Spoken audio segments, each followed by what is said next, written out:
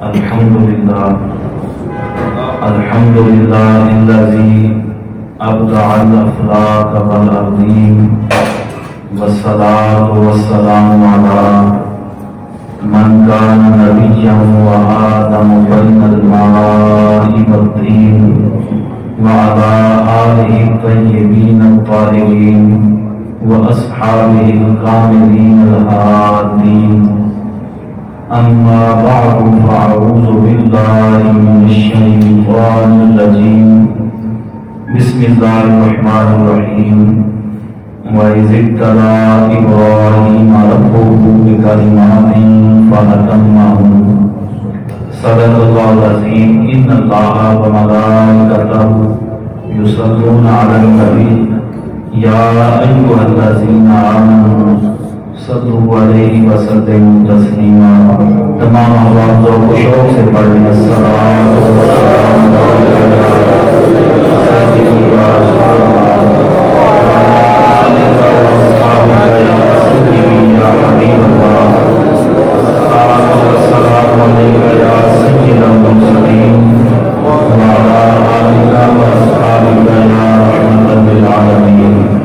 انتہائی واجب التعظیم و تکریم محترم و مکرم و معظم سامعین و حاضرین حضرات، رب العالمین جل شانہ کی حمد و ثنا ہم سب کے آقا و مولا، ہم سب کے محسن اعظم صلی اللہ علیہ وآلہ وسلم کی خدمت عالیہ میں درود و سلام کا نذرانہ عرض کرنے کے بعد اللہ تعالیٰ جل شانہ نے یہ ماہ مقدس بھی ہمیں نصیب فرمایا، اور اس ماہ مقدس میں جو عظیم برکتوں اور رحمتوں والا دن تھا وہ بھی اللہ نے ہمیں نصیب فرمایا۔ آج کی اس بابرکت دن میں اللہ تعالیٰ نے اپنے گھر میں بیٹھ کر ہمیں کچھ سننے اور سنانے کا موقع بھی عنایت فرمایا۔ یہ ذہن نشین رکھیں کہ ہر شے اپنی اصل کے ساتھ جڑی ہوتی ہے، جب اسے اپنی اصل سے جدا کر دیا جائے تو اس چیز کا وجود ہی ختم ہو جاتا ہے۔ وہ بے شک موجود رہے لیکن مقصد اس کا فوت ہو گیا۔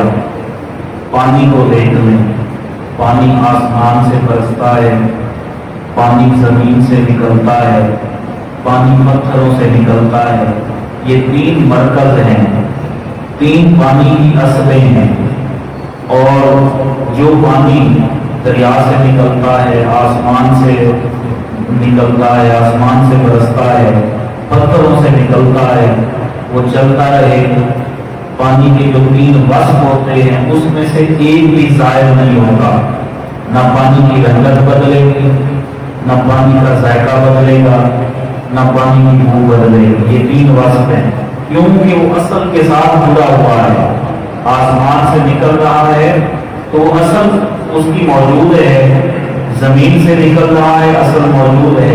اگر وہی پانی آپ کسی برتن میں بھر کے رکھ دیں، چند دنوں کے بعد رنگ بھی بدل جائے گا، ذائقہ بھی بدل جائے گا، اور چونکہ کیوں کہ وہ اپنی اصل سے بے تعلق ہو گیا۔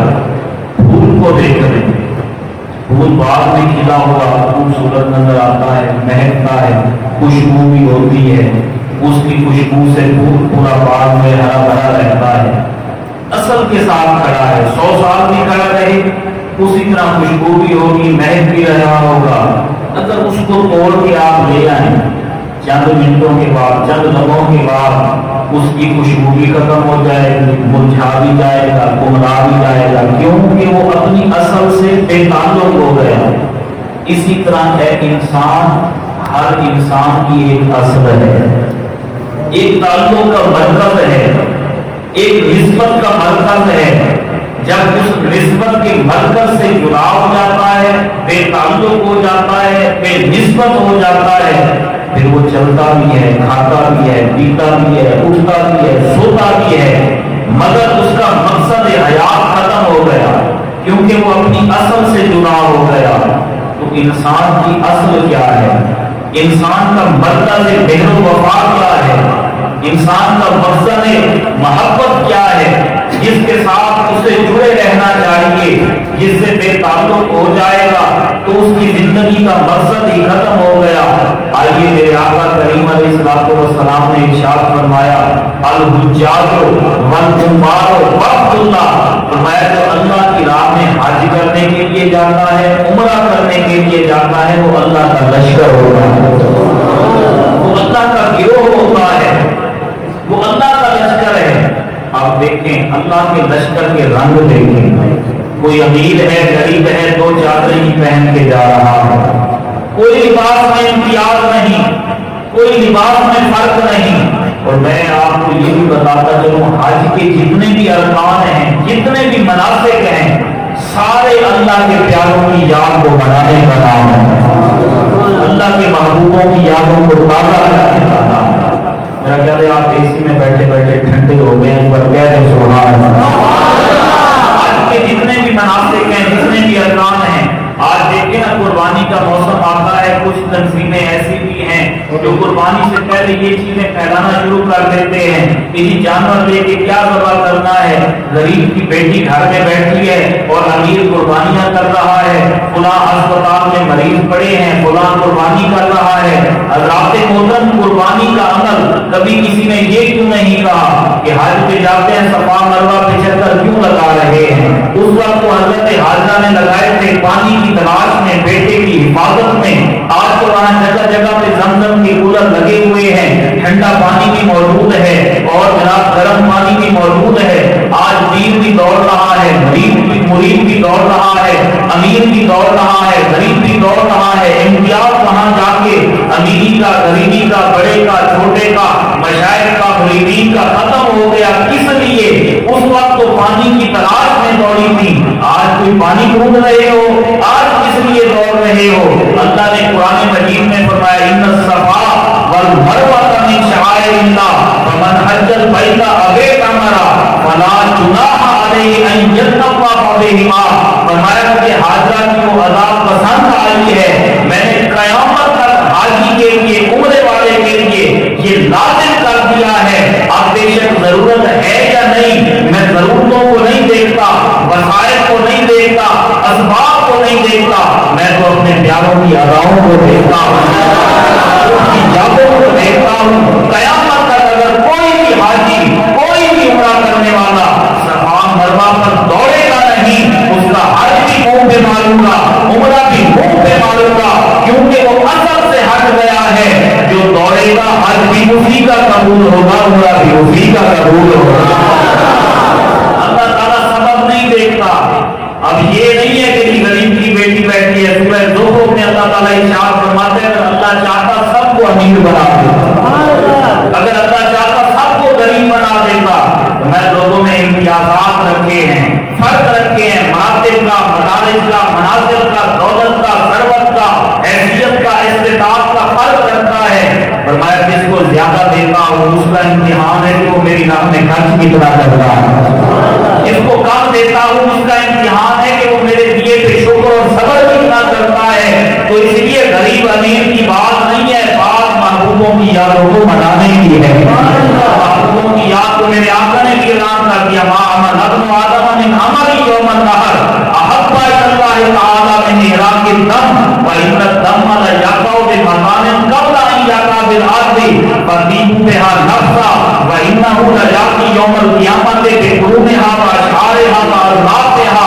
بخاری شریف کی حدیث ہے، ام المومنین سیدہ عائشہ فرماتی ہیں جب قربانی کے ایام آ جائیں، ذوالحج کا مہینہ آ جائے، کوئی بندہ نیکیوں کے پہاڑ لگا لے، رفاہ عامہ کے کام کے انبار لگا لے، اگر وہ یاد ابراہیم نہیں مناتا، حضرت ابراہیم علیہ السلام کی یاد میں جانور ذبح نہیں کرتا، اس کے سارے اعمال رد کر دیے جائیں گے۔ سارے عملوں کو رنگ تب لگے گا جب خلیل اللہ کی یاد کو مناتا جائے گا۔ اللہ کے نبی کی یاد ہے، اللہ کے محبوب کی یاد ہے۔ میرے آقا نے فرمایا کہ جب بندہ جانور ذبح کر رہا ہوتا ہے نا وَإِنَّ الدَّمَّ لَيَقْعُ بِمَكَانٍ قَبْلَ أَن يَقَعَ بِالْأَرْضِ، کہ زمین پر اس کے خون کا قطرہ بعد میں گرتا ہے، اللہ اس کے گناہ پہلے معاف فرماتا ہے۔ اچھا صرف یہ نہیں ہے، قیامت والے دن بھی اجر ہے۔ میرے آقا نے فرمایا وَإِنَّهُ لَيَأْتِي يَوْمَ الْقِيَامَةِ بِقُرُونِ नजूमिहा व अशआरिहा व अज़लाफ़िहा, जब क़यामत का दिन होगा पूरी दुनिया कायनात के लोग, मानने वाले ना मानने वाले सारे मौजूद होंगे। अल्लाह ताला फरमाएगा, ऐ फरिश्तों जरा इब्राहिम के लंगर वाला बकरा तो ले आओ, जरा बछड़ा तो ले आओ, वो जानवर ऊंट तो ले आओ इब्राहिम की याद में। मौला वो तो लोग खा गए। फरमाया क्या खा गए हैं? कहा कि किसी ने बिरयानी बना के खा ली है, किसी ने हलीम बना के खा ली है, किसी ने कढ़ाई बना के खा ली है, किसी ने नमकीन गोश्त बना के खा लिया है। फरमाया वो सारा कुछ ले आओ, वो बिरयानी ले आओ, वो हलीम ले आओ, वो कढ़ाई ले आओ, वो सारा कुछ ले आओ। अल्लाह ज़रूर मिली हुई चीज को कहते हैं। फरमाया वो सारी ले आओ। या अल्लाह क्या करना है? फरमाया उस जानवर के बाल भी ले आओ, उसकी खाल भी ले आओ, उसके खुर भी ले आओ, उसके सींग भी ले आओ। या अल्लाह करना क्या है? फरमाया आज नेकियों के बदले में रखना है। आज जानवर के खुरों को, सींगों को, बालों को, गोश्त को, हर चीज को नेकियों के बदले में रखना है। और मैं आपको ये भी बता दूं, ये हजरत इब्राहिम के लंगर वाला जानवर है, ये उनका तवज्जुह है। आज क़यामत के दिन नेकियों के बदले में रखा जा रहा है। जो घोड़ा जिहाद में इस्तेमाल होता है, मेरे आका करीम अलैहिस्सलाम ने फरमाया जिस बंदे का भी है जो जिहाद में इस्तेमाल कराता है, क़यामत के दिन उस घोड़े का गोबर भी नेकियों के बदले में रखा जाएगा। खुदा की कसम आप यहाँ से अंदाजा करा दें कि जिस जानवर को निस्बत हो जाए अल्लाह के महबूबों से, अल्लाह के मकबूलों से, वो जानवर नेकियों के बदले में जाता है। जिस बंदे को मोहम्मद अरबी से निस्बत हो जाए अल्लाह उस पर कितना करम करता है। सारा कुछ ले आओ, जानवर के खोल ले आओ, सींग ले आओ, बाल ले आओ, गोश्त ले आओ। मौला क्या करना है? और मैं नेकियों के पलड़े में रखना है।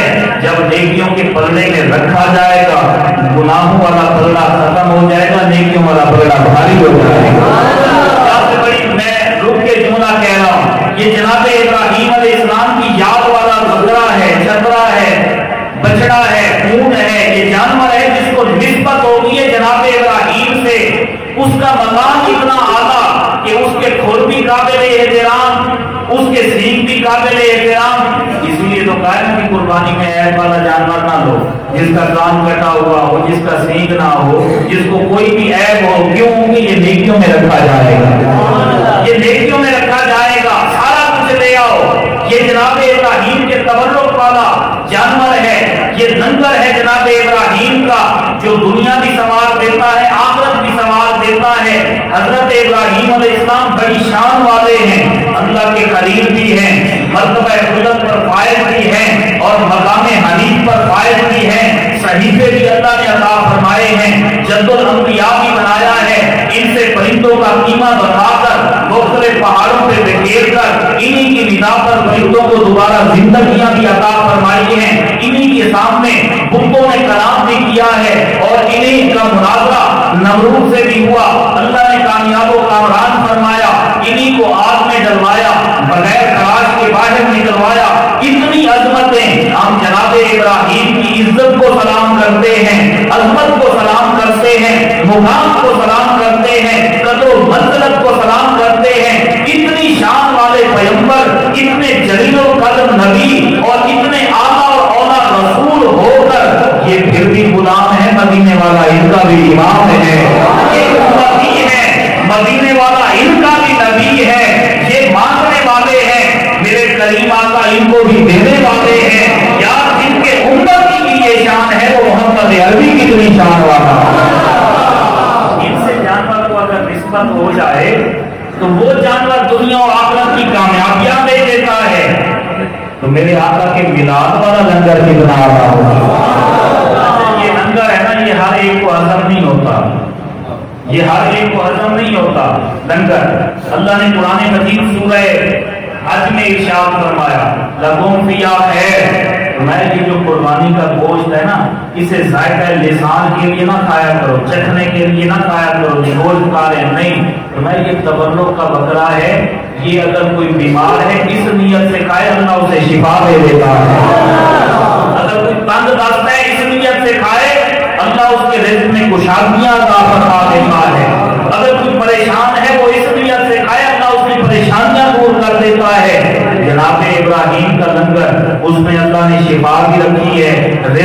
خیر بھی رکھی ہے اور دولت کی فراوانی بھی رکھی ہے، کشادگی رزق بھی رکھا ہے، پریشانیوں کا حل بھی رکھا ہے، نجات کا مداوع بھی رکھا ہے، دکھوں اور تکلیفوں کا جناب مداوع بھی رکھا ہے۔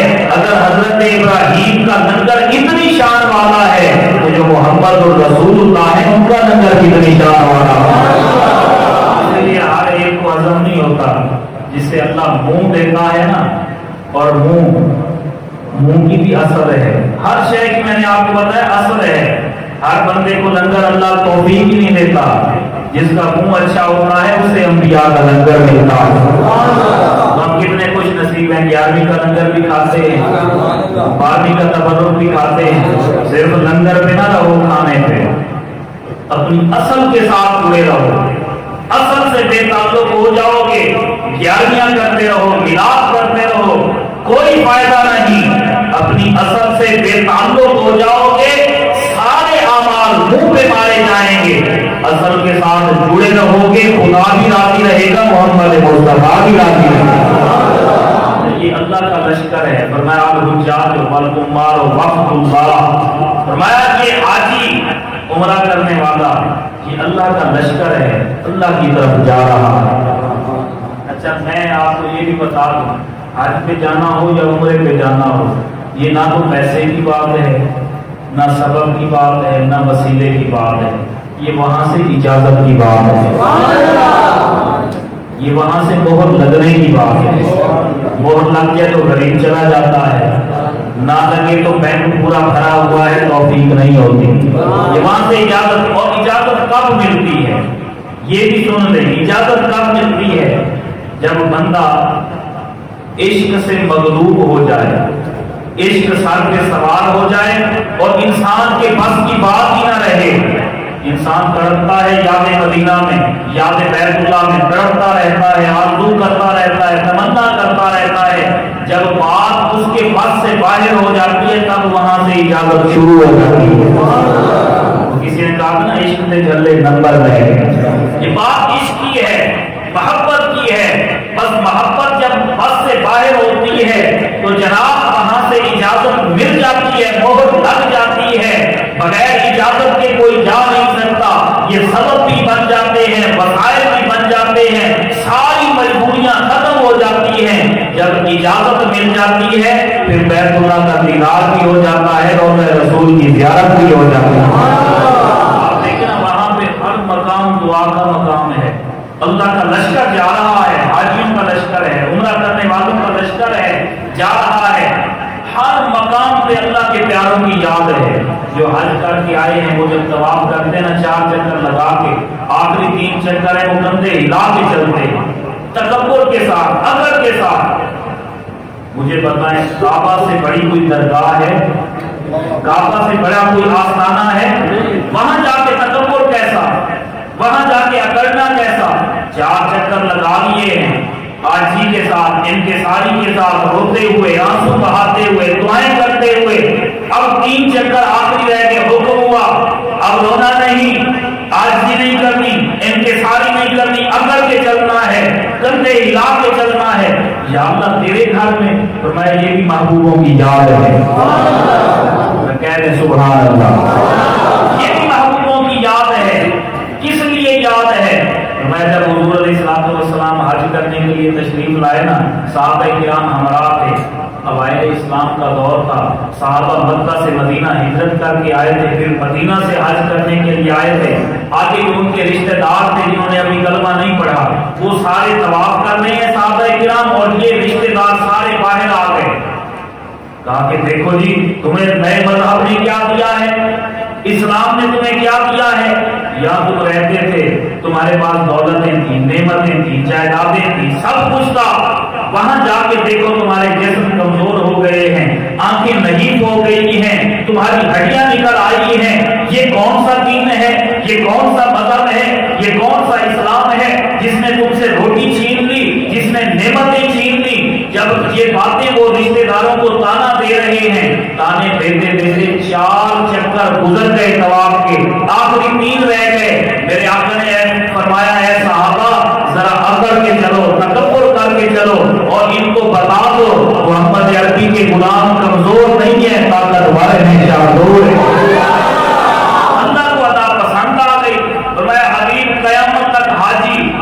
کعبہ میں اکڑ کے نہیں چلے گا حج قبول ہی نہیں کروں گا. قبول اسی کی ہوگی جو آپ کی یاد کو تازہ کرتا جائے. آپ دیکھ لیں میدان عرفات میں جاتے ہیں حاجی, میدان عرفات میں جا کر رہتے ہیں. اچھا, میدان عرفات میں جا کر کوئی مغرب کی نماز پڑھتا ہے؟ آپ میں سے کوئی اگر حاجی بیٹھا ہے جس نے حج کے فرائض کو سر انجام دیا ہے تو جا کر وہاں مغرب کی نماز پڑھتا ہی نہیں, اجازت ہی نہیں ہے. سورج غروب ہو گیا, اذان بھی ہو گئی, سب کچھ ہو گیا, نماز پڑھنے کی اجازت نہیں. وہاں سے چلے گا, میدان مزدلفہ پہنچے گا, مغرب اور عشاء کی نماز عشاء کے وقت میں ملا کر پڑھے گا, اور پڑھے گا بھی جماعت کے ساتھ, جماعت کے ساتھ پڑھے گا. قضا بھی نہیں ہوگی, ادا شمار ہوگی. کس لیے؟ جب میرے آقا میدان عرفات میں بیٹھے تھے, جبریل امین آ گئے, عرض کرتے ہیں یا رسول اللہ صلی اللہ علیہ وسلم, اللہ تعالیٰ فرماتا ہے حبیب آپ پر جو بھی امتی حج کرنے کے لیے آئے گا اللہ اس کے سارے گناہ معاف فرما دے گا, سوائے حقوق العباد کے جو بندوں کے حق ہیں وہ نہیں بخشے جائیں گے. میرے آقا کی آنکھوں میں آنسو جاری ہو گئے. میدان عرفات میں حج کرنے کے لیے گئے ہیں, رو تیرے اور میرے لیے رہے ہیں. یار اتنا کریم نبی, اتنا رؤوف نبی, اتنا رحیم نبی, غاروں میں اگر روتا ہے تو تیرے اور میرے لیے روتا ہے, گھر میں روتا ہے تو تیرے اور میرے لیے روتا ہے, رات کو اگر سجدے کے لیے قیام کے لیے کھڑے ہوتے ہیں, پاؤں متورم ہو جاتے تو کس لیے؟ امت کے لیے. اتنا کریم نبی, آنکھوں سے آنسو کی جھڑی لگ گئی. عرض کرتے ہیں یا اللہ میری امت تو زیادہ تر اسی گناہ میں مبتلا ہوگی, کسی نے کسی کی زمین دبائی ہوگی, کسی نے کسی کے ساتھ زیادتی کی ہوگی. اگر یہ گناہ نہ معاف ہوا پھر تو کچھ نہ ہوا, پھر تو کچھ نہ ہوا. عصر کی نماز پڑھ کے بیٹھے تھے, روتے ہوئے, غمگین ہوتے ہوئے, آنکھوں سے آنسو جاری ہو گئے. مغرب کی اذان کا وقت ہو گیا, سورج غروب ہو گیا, اذان ہو گئی. میرے آقا امت کی یاد میں بیٹھے, اے امتی اگر میرے آقا نے حج کے موقع پر نماز قضا فرمائی ہے تو تیری اور میری یاد کے لیے, بخشش کے لیے, مغفرت کے لیے فرمائی ہے. وقت گزر گیا, اتنے کثیر و تعداد صحابہ کرام کے کسی کو جرأت نہ ہوئی, حضور نماز کا وقت ہے. انہیں بھی پتا تھا نماز تو میرے آقا کی اداؤں کا نام ہے, نماز تو میرے آقا کی یاد کا نام ہے.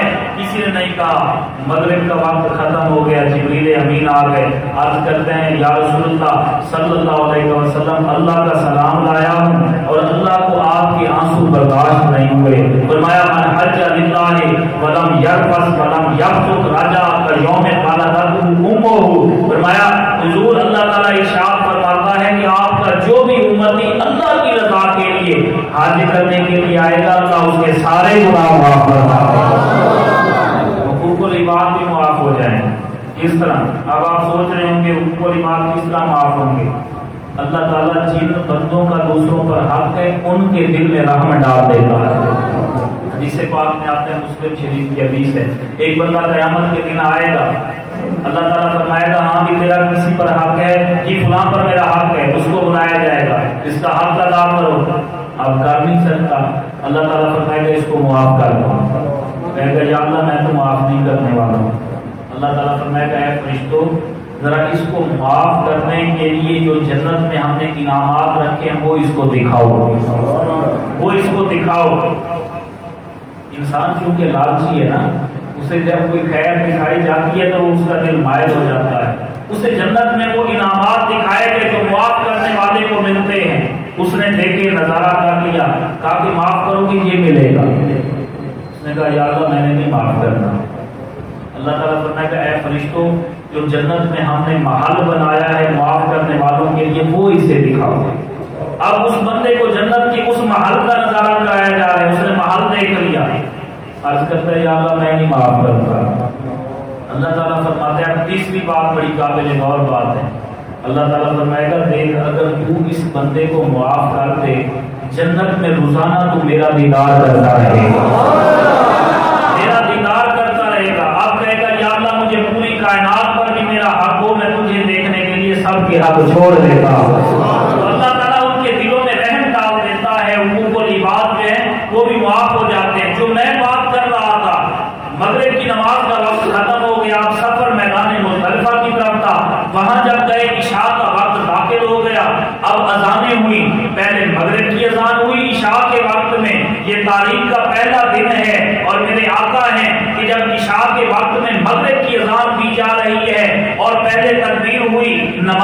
امامت کرائی میرے آقا نے مغرب کی نماز کرائی، اور وہ بھی جماعت کی صورت میں۔ پھر مغرب کی نماز سے فارغ ہوئے، اذان ہوئی، اقامت ہوئی، عشاء کی نماز ہوئی جماعت کے ساتھ۔ اب جناب اللہ کو یہ ادا پسند آئی امت کی یاد میں رونا۔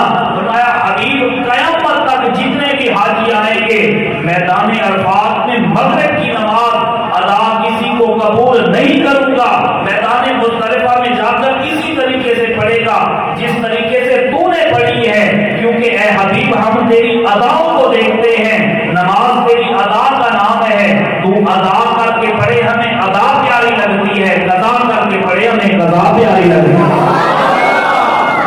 جتنے بھی مقامات ہیں آج حاجی جا کے مار رہے ہوتے ہیں شیطان کو کب کر، کیا وہاں شیطان موجود ہوتا ہے؟ یہ جمرۃ العقبہ ہے، یہ جمرۃ الاولیٰ ہے، یہ جمرۃ الوسطیٰ ہے، کس لیے مار رہے ہیں؟ یادوں کو تازہ کر رہے ہیں، یہ یادیں ہیں، محبوبوں کی یادیں ہیں، انسان تیری اصل یہ یادیں ہیں، ان یادوں کے ساتھ جڑے رہنا یہ تیری اصل ہے۔ جب تو ان سے بے تعلق ہو گیا تیری زندگی بے مقصد ہو گئی۔ حضرت ابراہیم علیہ السلام اپنے بیٹے کو تیار کر کے گھر سے ذبح کرنے کے لیے نکلے، شیطان آ گیا ایک صوفی کی شکل، بارش بن کے۔ شیطان بھی مختلف شکلوں میں آتا ہے، مختلف رنگوں میں، کبھی مولوی میں شیطان آ جاتا ہے، کبھی عوام میں شیطان آ جاتا ہے، کبھی صوفی میں شیطان آ جاتا ہے، کبھی پیر میں شیطان آ جاتا ہے، کبھی مرید میں آ جاتا ہے، اس کے مختلف رنگ ہیں۔ یہ ہر جگہ گھسنے کی کوشش کرتا ہے، جہاں دروازہ کھلا پاتا ہے وہیں پہنچ جاتا ہے۔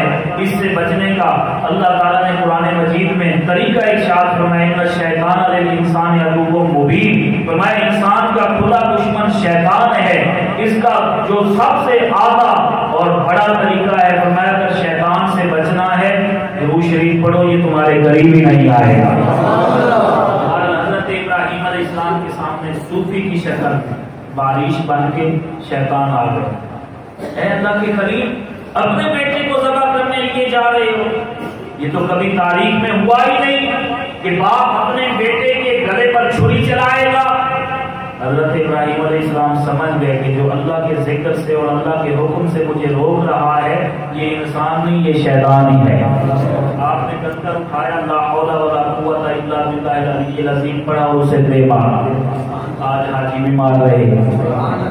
پھر تھوڑا سا آگے گئے، پھر کسی اور شکل میں آ گیا، پھر بھی آپ نے ویسا کیا۔ پھر تیسری جگہ پہ جہاں آپ نے جا کے لٹایا ذبح کرنے لگے وہیں بھی آ گیا، چھری کے وقت بھی آ گیا۔ 3 مرتبہ جناب ابراہیم علیہ السلام نے پتھر مارے شیطان کو، لا حول ولا قوت کی تسبیح پڑھی، اللہ کو ادا پسند آ گئی۔ فرمایا پیارے ابراہیم قیامت تک آنے والے حاجی شیطان نظر آئے یا نہ آئے تیری اس سنت پر عمل کرتے رہیں گے، تیری یاد کو تازہ کرتے رہیں گے۔ اسی لیے حج کے جتنے بھی ارکان ہیں، جتنے بھی مناسک ہیں، اللہ کے محبوبوں کی یادوں کو منانے کا نام ہے، جو یادوں کو مناتا جاتا ہے۔ اور پھر دیکھیں نماز فرض ہے، دن میں 5 مرتبہ فرض ہے، روزہ فرض ہے، سال میں 1 مہینہ روزے فرض ہیں۔ نمازی نماز پڑھ کے جائے، میرے آقا نے یہ اعلان نہیں فرمایا جا کے نمازی کو سلام کرو، جا کے اسے قوم کے لیے کہو۔ فرمایا جب حج کر کے آئے جاؤ وسلموا وصافحوا، جا کے اسے سلام کرو، اس سے مصافحہ کرو، اس سے معانقہ کرو، معانقہ کر کے اس کو وہ آدے لاہو میرے لیے دعا کر، میرے لیے دعا کر۔ فرمایا 40 دن حاجی جس کے لیے دعا کرے گا اللہ اس کی دعا کو قبول فرمائے گا۔ سال میں 1 مرتبہ حج فرض ہے، اور حاجی کے لیے اتنا اعزاز، ملنے جاؤ، سلام کرو، مصافحہ کرو، دعا کے لیے کہو۔ نمازی 5 مرتبہ دن میں نماز پڑھتا ہے، نمازی کے لیے یہ حکم نہیں۔ روزہ دار سال میں 1 مہینہ روزہ رکھتا ہے، اس کے لیے حکم نہیں۔ زکات دینے والا سال میں زکات دیتا ہے، اس کے لیے حکم نہیں۔ حاجی کے لیے یہ اعزاز کیوں ہے؟ کیونکہ وہ سارے ان مقامات پہ گیا ہے جہاں اللہ کے پیاروں کی یادیں ہیں، اللہ کے پیاروں کی یادیں ہیں، ان سنتوں کو، ان یادوں کو تازہ کر کے آیا ہے۔ اب اس کو اپنے لیے دعا کرے، بھائی کے لیے کرے، کسی غیر کے لیے کرے، بس جو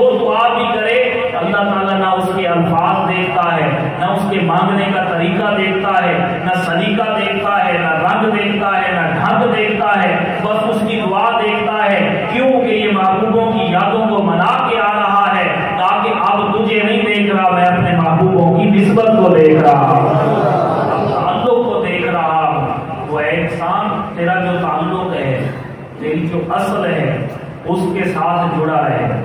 اگر اس سے بے تعلق ہو گیا تو دیکھیں قرآن مجید میں اللہ تعالیٰ نے فرمایا نا اِنَّكَ لَا تُسْمِعُ الْمَوْتَىٰ، اے حبیب آپ مردوں کو تبلیغ کرنے کے لیے نہیں آئے.